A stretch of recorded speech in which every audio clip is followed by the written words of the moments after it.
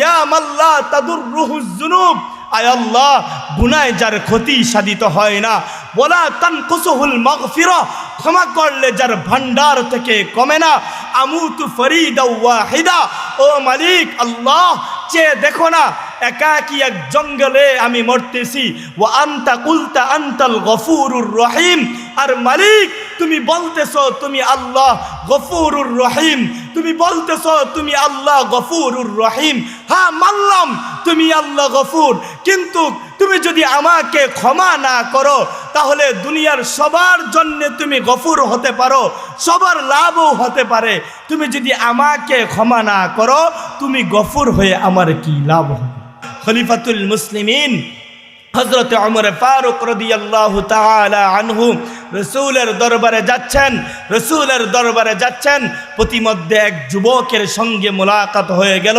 যুবকটা কেন যেন হাউমাউ করে কান্নাকাটি করতেছে, হযরতে ওমর কঠিন দিলের মানুষ, শক্ত মানুষ, কিন্তু যুবকের কান্না দেখে হযরতে ওমর নিজের চোখের পানি আটকায় রাখতে পারলেন না। তিনিও হাউমাউ করে কান্নাকাটি করতে আরম্ভ করলেন। মুসলমান ভাইয়ের কান্না দেখে তিনি আর নিজেকে বরদাস্ত করতে পারে নাই, তিনিও কান্না করতে আরম্ভ করলেন।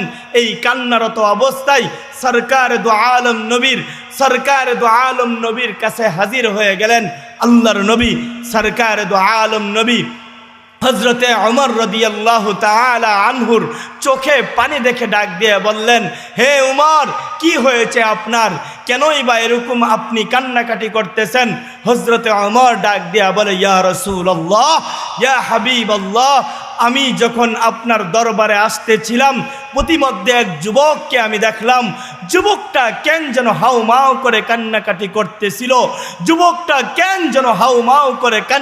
করতেছিল।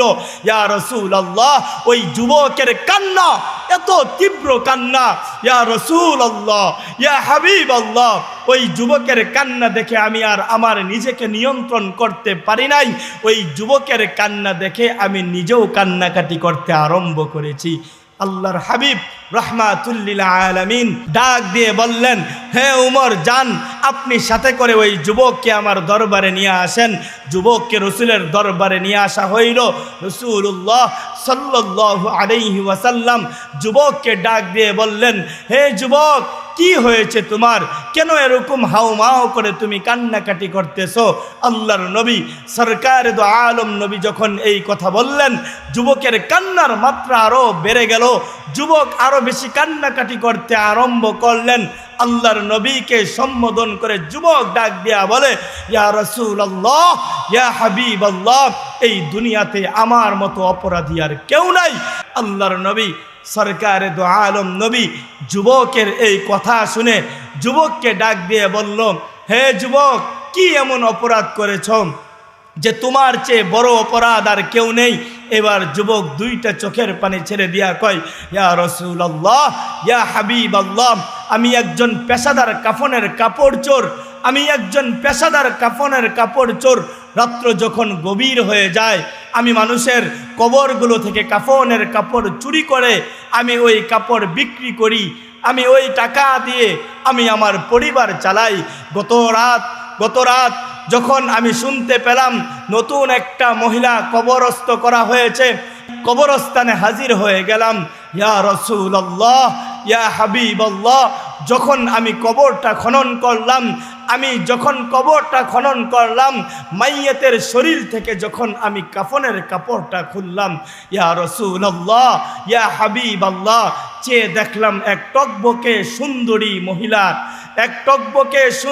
মহিলা। আমি ওই মহিলার সৌন্দর্য দেখে আমি আর আমার নিজেকে নিয়ন্ত্রণ করতে পারি নাই। ইয়া রাসূলুল্লাহ, ইয়া হাবিবাল্লাহ, আমি আর আমার নিজেকে নিয়ন্ত্রণ করতে পারি নাই। আমি ওই মৃত মহিলার সঙ্গে জিনাহে লিপ্ত হয়ে গেলাম। ইয়া রাসূলুল্লাহ, ইয়া হাবিবাল্লাহ, যখন আমি জিনা করে ওই মাইয়াতকে আমি আবার কবরস্থ করে কাফনের কাপড় নিয়ে আমি বাড়ি ফিরব, এমন সময় গাইবি আওয়াজ, মেয়েবি কণ্ঠে গাইবি আওয়াজ ডাক দিয়ে বলতেছে, ভাই রে আমার পরিবার আমাকে পাক ও পবিত্র অবস্থায় কবরে রেখে গিয়েছিল। কেন রে ভাই তুই আমাকে অপবিত্র করলি? কেন এই হাজার হাজার মাইয়াতের সামনে তুই আমাকে উলঙ্গ করলি রে ভাই? আমি আমার হায়াতের অবস্থাতে আমি কখনো আমার সতীত্বকে আমি নষ্ট করি নাই। আমি আমার সতীত্বকে রক্ষার জন্য চেষ্টা করেছি রে ভাই। কেন তুই আমাকে এই অবস্থা করলি? এরকম মেবি কণ্ঠে যখন কান্না মাখা একটা আওয়াজ আসে, ইয়া রাসূলুল্লাহ, ইয়া হাবিবাল্লাহ, আমার দিলের মধ্যে পরিবর্তন আসলো। আমি হাউমাউ করে কান্নাকাটি করতে আরম্ভ করলাম। নিজেকে অনেক বড় অপরাধী মনে হইল। আল্লাহর নবী সরকারে দো আলম নবী যুবকের মুখ থেকে যখন এই কথা শুনলেন, সরকারে দো আলম নবী লম্বা একটা নিঃশ্বাস নিয়ে ডাক দিয়ে বলে, হ্যাঁ যুবক, তুই তো আসলেই অনেক বড় অপরাধ করে ফেলেছিস। আসলেই তোর অপরাধ তো অনেক বড়। রহমাতুল্লিল আলামিন নবীর মুখে এই কথা শোনা মাত্রই যুবক আর নিজেকে নিয়ন্ত্রণ করতে পারে নাই। পাহাড়ের এক পাদদেশে চলে গেল। যুবক খানাপিনা ছেড়ে দিল, এক পাহাড় থেকে অপর পাহাড়ে দৌড়ায়, আজ চিৎকার দিয়ে বলে, আল্লাহ আমাকে তুমি ক্ষমা করে দাও। আয় আল্লাহ, তুমি যদি আমাকে ক্ষমা না করো, মালিক আমি কার কাছে যাব? আমার মতো অপরাধী তো কেউ নাই গো আল্লাহ। আমি তো অনেক বড় অপরাধ করে ফেলেছি। কিতাবের মধ্যে লেখা হয় ওই যুবক খানা পিনা ছেড়ে দিনের পর দিন এরকমভাবে আল্লাহর কাছে তওবা করতে আরম্ভ করলো, আল্লাহর দরবারে রুনাজারি করতে আরম্ভ করলো। আল্লাহ পাক রব্বুল আলামিনের দিলের মধ্যে ওই যুবকের তওবা পছন্দ হয়ে গেল। আল্লাহ পাক ওই যুবকের জবান থেকে কিছু সুন্দর বাক্য বের করে দিলেন। সেই বাক্যটা কি?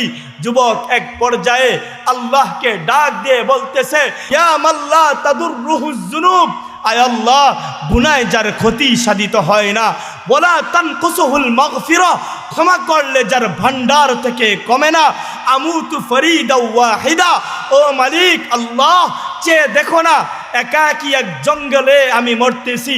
ওয়া আনতা কুলতা আনতাল গফুরুর রহিম, আর মালিক তুমি বলতেছো তুমি আল্লাহ গফুরুর রহিম, তুমি বলতেছো তুমি আল্লাহ গফুরুর রহিম। হ্যাঁ মানলাম তুমি আল্লাহ গফুর, কিন্তু তুমি যদি আমাকে ক্ষমা না করো তাহলে দুনিয়ার সবার জন্য তুমি গফুর হতে পারো, সবার লাভও হতে পারে। তুমি যদি আমাকে ক্ষমা না করো, তুমি গফুর হয়ে আমার কি লাভ হবে? আল্লাহ পাক রব্বুল আলামিনের কাছে এই কথাগুলো এত মজা লাগলো, এত ভালো লাগলো। আল্লাহ পাক রব্বুল আলামিন হযরতে জিবরাইল আমিনকে ডাক দিয়ে বললেন, হে জিবরাইল, যাও যাও আমার হাবিবকে গিয়ে সালাম জানাও। হযরতে জিবরাইল আমিন আল্লাহ পাক রব্বুল আলামিনের পয়গম্বর, আল্লাহ পাক রব্বুল আলামিনের সবচেয়ে প্রিয় রাসূল সরকারে দো আলম নবীকে সালাম জানাইলেন। আসসালাতু আসসালামু আলাইকা ইয়া রাসূলুল্লাহ, আসসালাতু আসসালামু আলাইকা ইয়া হাবিবাল্লাহ।